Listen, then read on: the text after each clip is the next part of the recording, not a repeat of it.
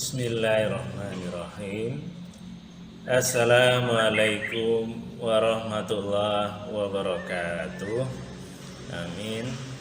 Alhamdulillah. Saudaraku sekalian, pada kesempatan kali ini saya ingin menyampaikan sebuah tema tentang menghadapi masalah atau persoalan. Sebenarnya hidup kita itu sendiri adalah sebuah masalah yang harus dipecahkan.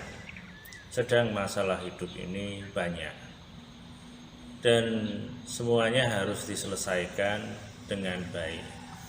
Tentunya kita sebagai orang yang beragama Islam, untuk memecahkan masalah yang ada itu perlu sebuah pedoman, dan kita sudah diberi oleh Allah dan Rasul-Nya sebuah pedoman hidup agar hidup kita itu benar, lurus di hadapan Allah, dalam arti bisa memecahkan semua persoalan hidup itu dengan baik, yaitu berpedoman dengan Al-Quran dan hadis, tentunya hadis yang sahih. Kemudian persoalan yang ada dalam kehidupan kita itu perlu dipecahkan dengan cara yang bijak, karena tidak bisa persoalan itu dipecahkan hanya sekedar berpedoman kepada pola pikir kita yang menurut kita mungkin baik, benar, tapi perlu bantuan dari Al-Quran ataupun hadis ataupun dari orang lain, karena di dalam Al-Quran sendiri kita disuruh ta'awanu 'alal birri wa taqwa. Kita disuruh untuk tolong menolong dalam kebaikan dan dalam ketakwaan. Salah satunya tolong menolong dalam memecahkan sebuah masalah atau persoalan hidup kita itu. Di antaranya juga di Al-Quran kita disuruh musyawarah kalau ada masalah, sehingga persoalan yang entah itu ringan atau berat bisa kita selesaikan dengan baik, tidak ada penyesalan nantinya kalau kita sudah berusaha menyelesaikannya dengan sebaik-baiknya. Dan kemudian kita juga perlu tahu bagaimana cara memecahkan itu, apa saja yang diperlukan, sehingga persoalan yang kita pecahkan bisa selesai dengan baik, tidak ada yang dirugikan dan tidak ada yang menyesal pada akhirnya. Di antaranya yang perlu kita siapkan adalah persoalan itu harus kita dudukkan pada tempatnya. Masalahnya apa, yang punya masalah itu siapa, kemudian kita itu posisinya bagaimana, apakah kita itu termasuk dalam persoalan itu, apakah kita hanya sebagai orang tua yang memberikan bimbingan atau sebagai teman, saudara, dan lain-lain, sehingga kita tidak salah, sehingga kita tidak perlu pusing istilahnya, karena kita diperintahkan oleh Allah untuk melakukan sesuatu itu ya sesuai dengan hak dan sesuai dengan kemampuan.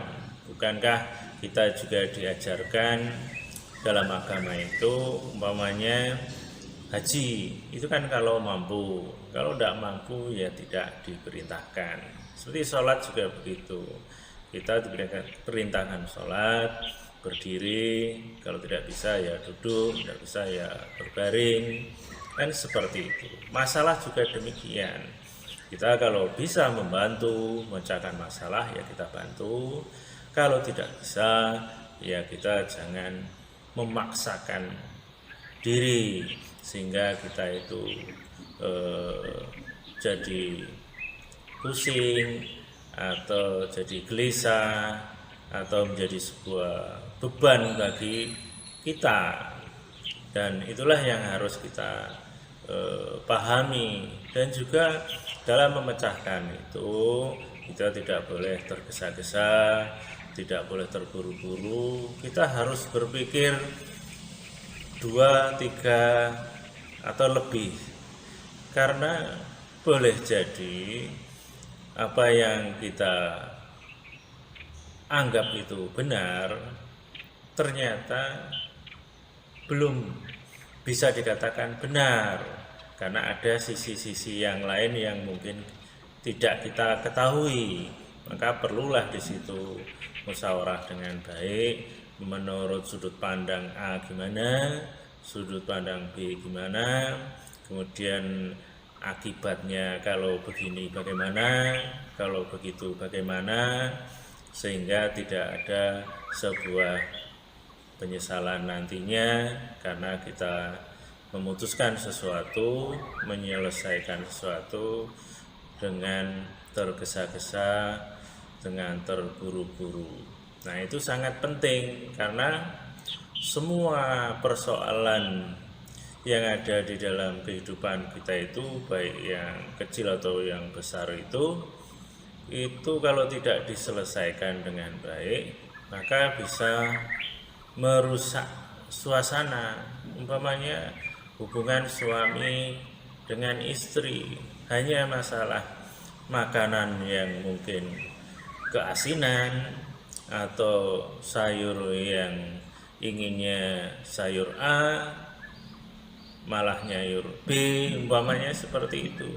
Sehingga kalau itu tidak dimusyawarahkan dengan baik, maka akan terjadi percekcokan atau akhirnya dalam komunikasi kesehari-harian bisa tidak nyaman, kan seperti itu.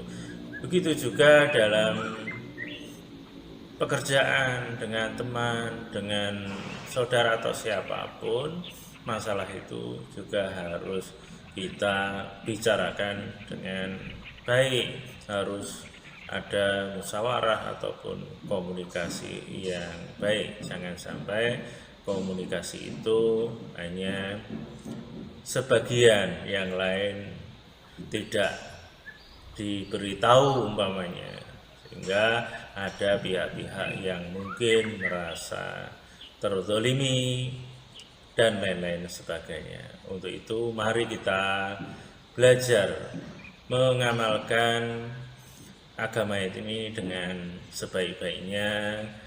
Salah satunya kalau ada masalah itu dimusyawarahkan dengan baik, dan juga harus kita itu menghindari sifat-sifat yang tidak baik dalam musyawarah, mungkin ego, mungkin emosi, sehingga persoalan itu menjadi runyam kalau kita tidak dengan cara kepala dingin atau berlapang dada dan lain sebagainya.